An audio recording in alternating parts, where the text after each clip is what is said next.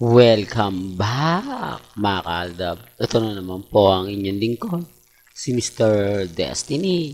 At magbibigay po tayo ng pinakamagandang update po ngayon sa social media. Itong ina-update natin, kung mapapansin nyo, halata pong na-edit po ito lahat. Halata naman po kasi kung titignan po ninyo, di po ba? Mukha talaga ni Alden Richards na pinatungan lang, at yung lamesa po napakarami, di po ba? Ibig kong sabihin napakaraming pinggan. May mga bagay-bagay po na matatawa rin po kayo sa mga post ni Maine. Kasi minsan hindi tumutugma, minsan naman parang hawig na hawig kay Richard Polkerson. Di po ba? Kaya nga sabi ko sa inyo, relax lang po kayo. Wala naman pong iba kasing update ang Armin at Main Fanatics, kundi lang po mga kalab, ito mga nangyayari at nagaganap. Affected na affected po sila dahil wala nga po si Mengay sa 8 Bulaga. Hindi nga po binibigyan ng pansin o atensyon ng 8 Bulaga si Mengay. Di po ba? Although binabati nila pero parang iisang tao lang. Di po ba?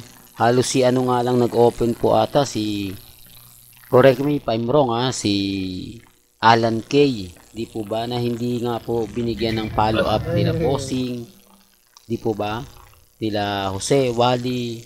Gaya na sinasabi natin mga kaltab, parang may mali kung titignan at susuriin naman po ninyo.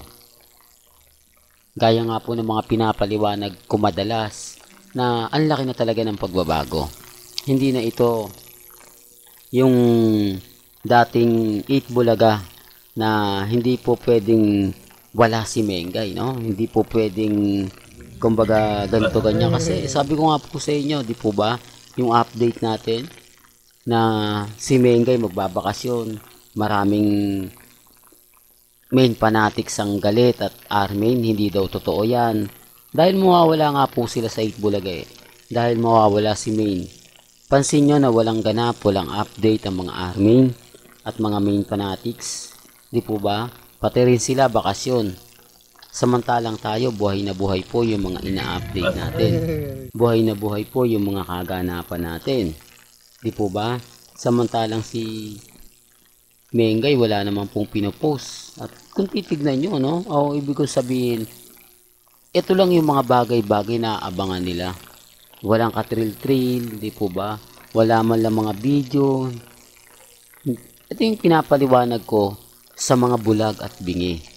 Kung sila nga po talaga 101% legit dabber cuts, alam po nila yung mga post ni Mengay simula 2015. Kaya lang siyempre hindi naman po din nating ibalik yan Ito po, ulitin ko lang po mga kaltab. Doon sa issue ngayon kila Congressman, kay Maine, sa annulment, talagang pinupush ko napakaraming mga komento na kung saan parang binibigay na nila, parang sinasabi nga po nila na dapat nga daw hiwalayan na ni Mengay si Congressman dahil hindi nga po daw maganda, wala na nga po raw gana, parang hindi naman daw po masaya si Maine, hindi nga po raw ito sinusundo o hinahatid man lang sa 8 Bulaga. Well, totoo naman po yun, wala naman po talagang hatid sundo na nangyari na nakikita natin. Kung mapapansin nyo, di po ba, yung mga Main Fanatics, kapag nag-update sila, kapag nandun sila sa TV5 studio, andun na sila, di ba, nag-aantay po sila kay Mengay, tapos lalapit yung ban ni Mengay. Normal lang, di po ba? Walang sumasalubong. Pansin nyo, yun at yun pa rin po yung sinasakyan ni Main. Yun at yun pa rin po yung driver. Kaya nga sabi ko sa inyo, parang may mali. Parang hindi naman talaga totally na sa Quezon City umuwi si Main. Kaya lang siyempre hindi natin pwedeng ipagpilitan yan. Hindi natin pwedeng sabihin na ganito ganyan, marami tayong kalaban. Sa ngayon nga lang po, napakarami ng inis sa akin Marami ng galit. Marami nagsasabi na wala naman sa Canada si Main, andito yan sa Pilipinas, andun siya sa Athens, Greece kasama. Bakit affected po sila?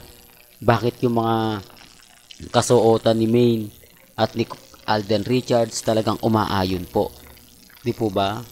kung mapapansin nyo, nag-post, yung post ni Alden na kumakain po sila nila Mama Ten, sumabay ang post ni Menga. Ito yung lagi kong pinapaliwanag at sinasabi.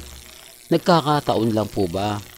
Di po ba? Pero halatang halata naman pong sinasadya to ni Maine. Pag nakita po ni Maine o alam ni Maine na magpo-post si Alden, uunahan niya ng konti para masabi na siya po yung agad-agad nag-post at susundan ni Richard Paul Quezon. Ito yung mga taktika na normal na lang po sa Aldab Nation.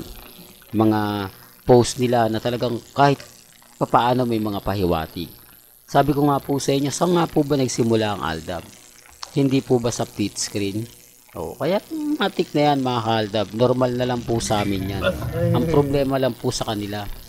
Hindi nga po magawa, ito pong video na to nakakapraso.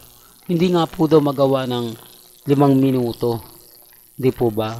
O 10 minuto na gagawa po ng video si Maine. Talagang hindi mai-edit yun. Pero yung mga ganito lang, napakadaling gawa ng edited yan. Di po ba? Yung mga 2 seconds, 3 seconds. Di po ba? Saan ka naman makakita kasi ng post na 4 seconds lang? Kita nyo yung mga kuha po kina Catherine at Alden. Ang haba. May mga 50 seconds, may mga 1 minute. Di po ba? Yun talaga totoo. Kitang-kita nyo talaga ng hindi ma-edit yung kamay. Pero pag ganito, no, 3 seconds, parang tipid na tipid si Mengay mag-post. Parang, kumbaga, tama na yan, 2 seconds, okay na yan. Po ba? Samantalang mas maganda kung buong video yung makapanood mo. Yung kilig moments nila. Pero hindi eh. Doon pa lang mapapaisip na po kayo. Bakit kina Alden Richards mahaba? At ano yung nakikita natin na behind the scene? Kaya nga sabi ko sa inyo, tutok lang po kayo dito. Marami pa po tayong update na abangan. Sa mga nagtatanong po, 3 weeks pa po si Alden Richards sa Canada. Dahil nga po merong sparkle po dyan na concert na dadaluhan ni Alden. Kumbaga siguro mga ano na, papasok na ng September. At doon nga po sa mga nagtatanong, sa pelikula nila Heaven Paralejo at Alden Richards, hindi muna yan ipalalabas hanggat wala rito si Alden Richards sa Pilipinas. Huwag po kayong maniniwala sa mga post na ipalalabas yun. Hindi pa po. Kasi wala pa pong magpo-promote. Hindi naman po papayag si Boss Vic Del Rosario na ipalabas na ito tapos si Alden nasa ibang bansa. Di po ba? Medyo hindi naman, although sabihin natin kikita siya, pero hindi ganun kalaki. Kasi alam nyo naman po si Alden Richards, pumupunta sa mga sinihan yan. Siya po yung nagbebenta ng ticket para mas marami manood. Mas lalong, kumbaga, tangkilikin ng mga viewers, di po ba? Lalo na nga po kung ang bibila mo ng ticket si isang Alden Richards at isang Heaven Paraleo. Di po ba? Sinasabi ko lang po ito, mga ka-Aldab, para lang klaro. Kumbaga, sa mga galit na galit, sa mga hindi naniniwala, normal na lang po yung pambabas po kay Mr. Destiny. Kasi alam naman po nila, mga ka-Aldab, na hindi naman po sila magtatagumpay. Kasi lahat po ng mga post nila, lahat po ng mga nakikita ninyo, panandalian lang yan. Hindi po yan magtatagal. Di po ba? Bukas sa makalawa, wala nang post si May. Nag-post lang siya dahil napipressure na po siya sa mga fans nila, sa mga army, pero hindi naman po ganun. Po ba? Kasi nahanap na si May kahit sa 8 Bulaga eh. Kaya lang ang problema, hindi siya hinahanap ng mga legit dabber cards. Baka may mag-react, syempre bakasyon eh.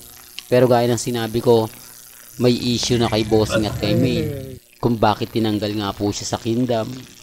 Well, medyo palaisipan yun. Di po ba? Kasi nung una po, mga ka-Aldab, alam ko talaga si Menga yan eh. Kasi yung mga taong malapit po kay Bossing at kay Jose, Wally, sinasabihan na nila yan. Kasi hindi naman po pwede na wala yung sidekick. Di po ba? Si Mengay mahusay na yan. Kaya lang parang hindi na po ata. Parang si Shu Ramirez nga po ang ipapalit kay Mengay. Well, hanggang dito na lang po ang ating latest updates. Kaya kung gusto nyo pa po ng pinaka-latest at sariwang update, abay tumutok lang po kayo dito po sa channel ni Mr. Destiny para updated po kayo sa mga latest at sa mga bagong video po na ilalabas po natin maya-maya lang. Kaya kung bago ka lang sa channel na to at isa kang true-blooded Aldab Nation na nagmamahal kina Mengay at Isoy, tama po ang channel na pinuntahan mo, kaya consider na po kitang bagong subscriber. At huwag mong kalimutang i-share ang mga video po natin sa mga mami, sa mga titas at sa mga senyor. Hanggang sa muli, salamat po sa panonood at pakikinig.